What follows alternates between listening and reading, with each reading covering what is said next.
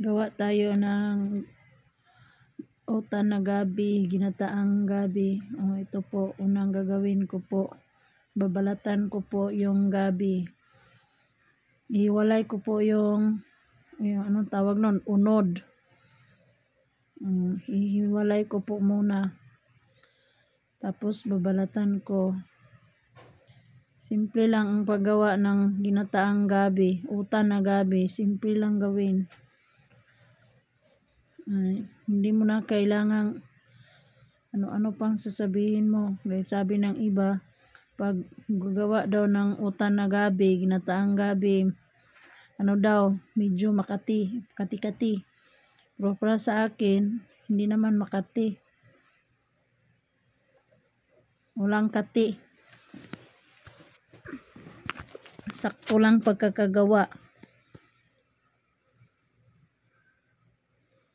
Ayan, nagbabalat muna ako.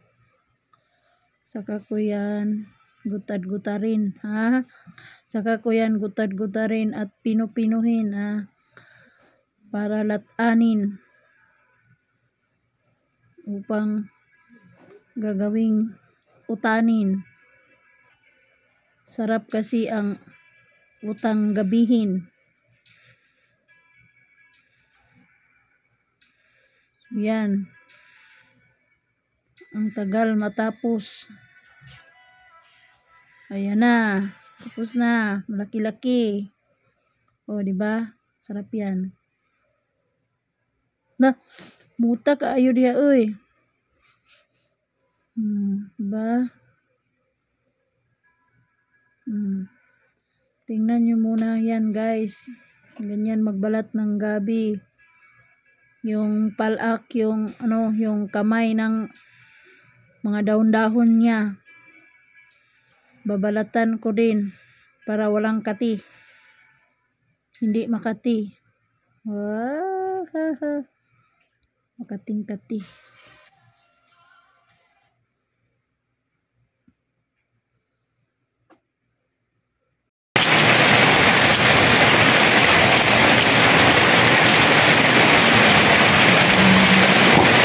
Halingis ako dito, nakbe.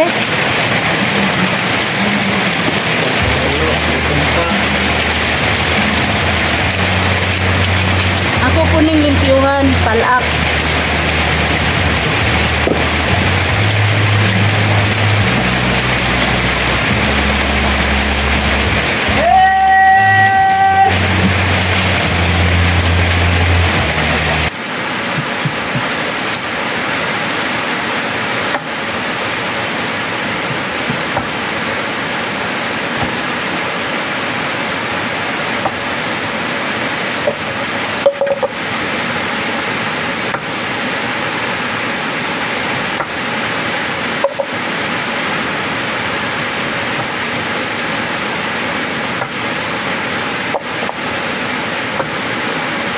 Slice na ta.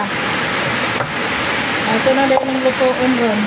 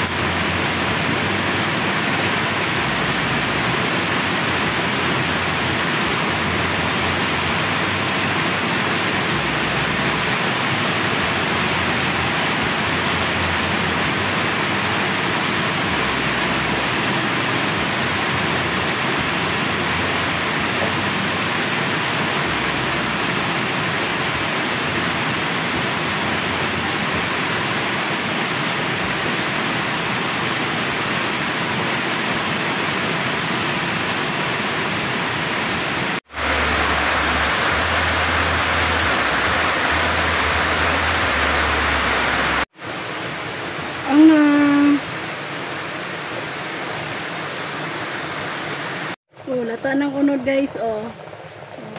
Karon isunod na ko ang mga palak. Ilunod na nako ang mga palak. Dayon takluba. Lunda na to sa ikaduha nga tuno. Ikaduhang tuno na. Duhang kumot sa tuno. Pabuto na to na guys nga malata. Guys, lata na. Oh. Gahulat lang ko ani sa subak.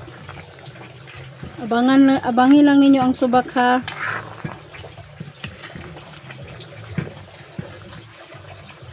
Lata na jud siya. Pero gakuan pa ko, lata ng unod. Ang kuan wala pa. Ko pa nang palaton. Dako kayo kong subak mga idol. Tingda ko akong subak. Dako kayo. Paano sa manok?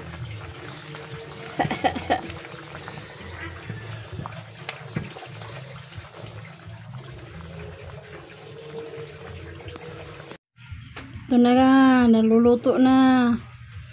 Ito yung malaking paa. Kunin natin to.